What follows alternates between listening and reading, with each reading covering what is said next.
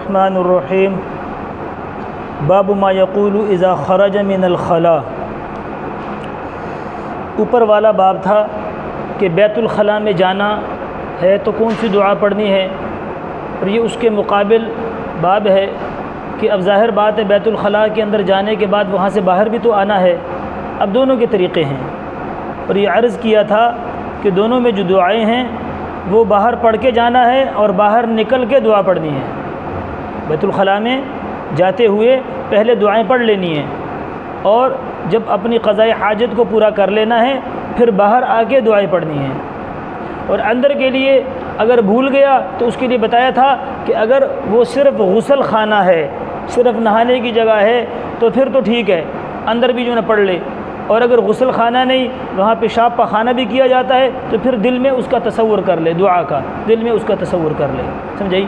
اور یہ بات بھی یاد رکھیں کہ یہ جو دونوں ابواب امام ترمذی رحمۃ اللہ علیہ نے باندھے ہیں دونوں عام ہیں۔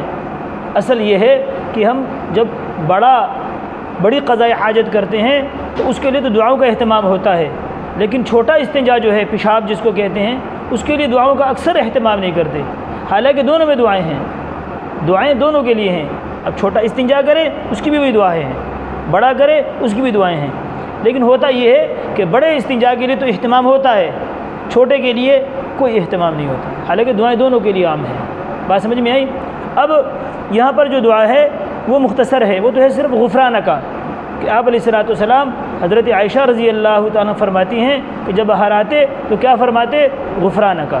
لیکن ابن ماجہ وغیرہ میں حضرت انس بن مالک تو ان کی روایت موجود ہے، آپ علیہ السلام باہر آ کے یہ بھی کہتے غفرانہ کا، اور الحمدللہ الذی اذهب عنی العزا وعافانی، اور بعد میں کچھ اور بھی ہے، الحمدللہ الذی اذهب عنی العزا وبقى لي ما ينفعنی۔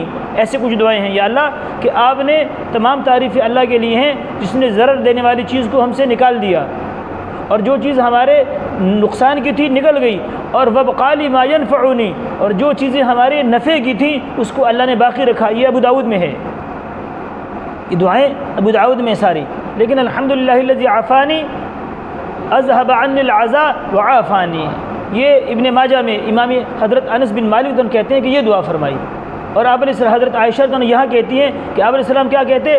غفرانہ کا۔ کیا فرماتے؟ غفرانہ کا۔ اب غفرانہ کا مطلب کیا ہے؟ یا اللہ معاف کر دے۔ اب یہاں بعض علماء کہتے ہیں کہ آپ نے غفرانہ کا کیوں کہا؟ دیکھیں، آدمی معافی مانگتا ہے غلطی پہ، کہ غلطی پہ آدمی معافی مانگے۔ اب بیت الخلاء میں جانا انسان کی ضروریات میں سے ہے، کہ انسان کی ضرورت ہے کہ جب وہ کھائے گا پیے گا تو قضائے حاجت کرے گا۔ اب قضائے حاجت انسان کی ضرورت ہے، اور ضرورت پر کوئی استغفار نہیں ہے، ضرورت پہ کوئی استغفار نہیں ہے، تو آپ علیہ الصلوۃ والسلام نے تو اپنی ضرورت پوری کی، اب ضرورت کے پورے کرنے پہ آپ نے غفرانہ کا کیوں کہا؟ سمجھ آئی کہ نہیں؟ اب علماء نے اس کے کئی جواب دیے ہیں، علماء نے اس کے کئی جوابات دیے ہیں۔ اب جواب ذہن میں رکھنا۔ پہلا جواب یہ دیا ہے کہ دیکھیں، حضرت آدم علیہ الصلوۃ والسلام کو اللہ جل شانہ نے فرمایا تھا کہ وَلَا تَقْرَبَ هَذِهِ الشَّجَرَةَ، اس درخت کے قریب نہیں جانا۔ اب وہ درخت کے قریب گئے تو بعض علماء نے لکھا ہے کہ آپ کو قضائے حاجت کی ضرورت پڑی، قضائے حاجت کی ضرورت پڑی، یہ بعض نے لکھا ہے، جس کی وجہ سے اس درخت کے کھانے سے، اور یہی ذریعہ اور سبب بنا دنیا میں ان کے آنے کا۔ تو اب قضائے حاجت میں جب گئے تو اللہ کے نبی کو اپنے جد امجد یعنی حضرت آدم علیہ السلام، ہمارے یعنی ہم انہی کی نسل میں سے ہیں، تو ان کی وہ بھول یاد آ گئی، تو اس پہ اللہ کے نبی نے باہر آ کے غفرانہ کا کہا۔ ایک وجہ یہ ہے۔ دوسری وجہ یہ بیان کی ہے غفرانہ کا کی کہ دیکھیں، اللہ جل شانہ کی جو نعمتیں ہیں ان کی جو تکمیل ہے، دیکھو آدمی چیز کھاتا ہے پیتا ہے، پھر کھانے پینے کے بعد جب وہ چیز نکلتی ہے تو اب نعمت کی تکمیل ہو گئی، اب نعمت جو ہے وہ کامل درجے کو پہنچ گئی، کہ کھایا پیا اور نکال دیا۔ الحمدللہ الذی اطعم وسقا وسوغہ وجعل له مخرجا، یہ دعائیں بھی ہیں ابو داؤد شریف میں، آپ پڑھ لو گے انشاءاللہ، یاد بھی کر لینا، پڑھ بھی لینا، یاد بھی کر لینا، آدھے سوئے ہوئے ہو جاگ جاؤ۔ الحمدللہ الذی اطعم، تمام تعریفیں اس ذات کے لیے ہیں، اطعم جس نے ہمیں کھلایا، وسقا ہمیں پلایا، وسوغہ اور اس کو اندر نظام کے ذریعے سے معدے کے ذریعے سے ہضم بھی کیا، اور کیا کیا؟ وَجَعَلَ لَهُ مَخْرَجًا، اور اس کے لیے نکلنے کا راستہ بھی بنایا کہ جو چیز قوت کی تھی اللہ جل شانہ نے اسے جسم کو قوت عطا فرمائی، اور جو نقصان والی چیز تھی اس کو نکال دیا۔ اس لیے فرمایا نا الحمدللہ الذی اذھب عنی العذا، جو اذیت اور تکلیف کا ذریعہ تھا اللہ آپ نے اس کو نکال دیا، وعافانی، اور آپ نے مجھے عافیت بخشی۔ یہ ان لوگوں سے پوچھو جو پیشاب جن کا بند ہو جاتا ہے کہ کیا تکلیف ہوتی ہے، اللہ معاف فرمائے۔ ان سے پوچھو کہ پیشاب بند ہو جائے، بڑا پخانہ بند ہو جائے، آپریشن کی ضرورت پڑتی ہے، سمجھے کہ نہیں؟ یہی کہ اب وہ جو نالی ہے جس میں سے پخانہ آتا ہے اس کے اندر وہ اگر پھنس جائے اللہ معاف فرمائے تو آپریشن کے ذریعے سے وہ نکالا جاتا ہے، پتہ ہی نہیں ہے، کھایا پیا جانور کی طرح نہیں۔ الحمدللہ الذی اطعم وسقا وسوغہ وجعل له مخرجا۔ تو اب نعمت کی تکمیل ہے، کھایا پیا، اب جب وہ نکل گیا اب نعمت پوری ہو گئی، کھا بھی لیا، پی بھی لیا، ہضم بھی ہو گیا، نکل بھی گیا، اب نعمت کامل ہو گئی۔ تو نعمت کی تکمیل پہ آپ علیہ الصلوۃ والسلام نے غفرانہ کا کہا۔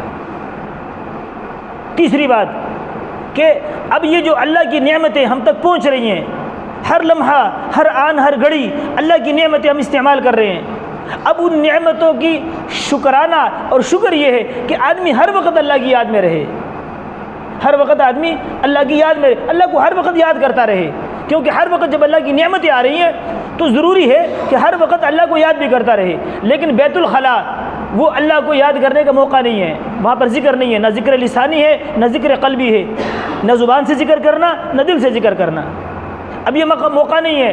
اب جب آپ علیہ السلام باہر آئے تو اب وہ اس موقع جتنا وقت اس میں رہے وہ تو ذکر نہ رہا، تو اس پہ اللہ کے نبی نے کہا غفرانہ کا، یا اللہ معاف کر دے۔ 3 وجہ ہو گئی۔ چوتھی وجہ اب دیکھیں کہ اللہ جل شانہ نے حضور پاک علیہ الصلوۃ والسلام کو یہ قوت عطا فرمائی تھی کہ آپ کا دل مبارک ہر وقت اللہ کی یاد میں مشغول رہتا تھا۔ وہ آپ کتاب الصلاۃ میں آخر میں پڑھو گے، کتاب الصلاۃ کے آخر میں جو باب الوتر کے باب میں، تہجد کے باب میں، کہ حضرت عائشہ رضی اللہ تعالیٰ عنہ نے عرض کیا یا رسول اللہ آپ تہجد پڑھتے ہیں 2 رکعت 4 کے بعد سو جاتے ہیں، آپ کی خراٹوں کی آوازیں آتی ہیں اور آپ پھر نماز شروع کر دیتے ہیں۔ فرمایا کہ میری آنکھیں سوتی ہیں، میرا دل نہیں سوتا، میرا دل ہر وقت اللہ کی یاد میں مشغول رہتا ہے، میرا دل نہیں سوتا۔ تو اب دل نہ سونے کا مطلب یہ ہے کہ دل ہر وقت اللہ کی یاد میں مشغول ہے، دل ہر وقت اللہ کی یاد میں مشغول ہے۔ اب اگر وہ بیت الخلاء میں بھی ہیں تب بھی دل اللہ کی یاد میں مشغول ہے، اور یہ دل کی مشغولیت یہ اللہ کے نبی کے اختیار میں نہیں ہے۔ جیسے اللہ کے نبی نے فرمایا یا اللہ جو چیز میرے اختیار میں نہیں ہے اس پہ مجھے معاف فرما۔ علماء نے لکھا ہے وہ حضرت عائشہ رضی اللہ عنہ کی محبت تھی کہ 9 بیویاں حیات ہیں آپ کی حیات میں، اب سب سے زیادہ محبت کن سے؟ حضرت عائشہ سے، لیکن یہ محبت کیوں ہے؟ یہ دل کا معاملہ ہے اور دل میرے اختیار میں نہیں ہے۔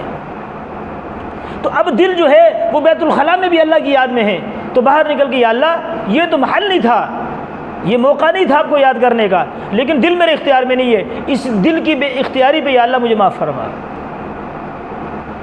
اس دل کی بے اختیاری پہ مجھے معاف فرما۔ اور ایک اور وجہ بھی لکھی ہے کہ اب دیکھیں کہ جب یہ تو دل، اور پہلے میں نے بتا دی نا کہ اب ہر وقت ذکر کرنا چاہیے، اور بیت الخلاء میں جب ہم جاتے ہیں تو ذکر نہیں ہوتا، اب وہ ذکر کا اب اس پہ استغفار یا اللہ کہ یہ وقت تو ضائع کرنے کا نہیں تھا، اس وقت میں جو میں نے قضاء حاجت کی ہے اس میں نے آپ کو یاد نہیں کیا، آپ کا ذکر نہیں کیا، یا اللہ اس پہ غفرانہ کا۔ تو سمجھ میں آئی؟ یہ 5 وجوہات ہیں، اور یہ اصل عبارت ہے اغفر غفرانہ کا۔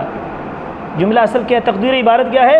اغفر غفرانہ کا۔ یہاں جو ہے نا وہ عامل کو حذف کیا گیا ہے، اور آپ نے کافیہ میں پڑھا ہے علامہ رضی رحمۃ اللہ علیہ کہتے ہیں کہ 4 جگہ پہ عامل کو حذف کر دیا جاتا ہے، 4 جگہ پہ عامل کو حذف کر دیا جاتا ہے۔ مصدر کے بعد جب اضافت، مصدر کی اضافت فاعل کی طرف ہو، جب مصدر کی اضافت فاعل کی طرف ہو تو اس کے عامل کو حذف کر، جیسے وعد اللہ، اور جب مصدر کی اضافت مفعول کی طرف ہو جیسے سبحان اللہ، اور مصدر کے بعد جب فاعل کو حرف جر کے ساتھ لایا جائے جیسے بؤس لک تیرے لیے تنگ دستی ہو، اور مصدر کے بعد جب حرف جر کے ساتھ مفعول حرف جر کے ساتھ آئے جیسے شکر لک، سمجھ آئی کہ نہیں؟ تو ان 4 مقامات پہ عامل کو حذف کر دیا جاتا ہے۔ تو یہاں پر بھی مقام اصل عبارت کیا ہے؟ اغفر غفرانک، اے اللہ ہمیں معاف کر دے، اے اللہ ہمیں معاف کر دے۔ بات سمجھ میں آئی کہ نہیں؟ تو یہ اس موقع پہ غفرانک آپ نے اس لیے کہا، یہ ساری وجوہات ہیں۔ اور دعائیں وہی ہیں، الحمدللہ الذی عافانی، الحمدللہ الذی اذهب عنی العزاء وعافانی، اے اللہ کہ آپ کی تعریفیں آپ کے لیے ہیں کہ آپ نے جو ضرر دینے والی چیز تھی وہ ہمارے اندر سے نکال دی اور ہمیں عافیت بخشی، اور ہمیں کیا کیا؟ عافیت بخشی۔ یہ خوب ہوا چوا۔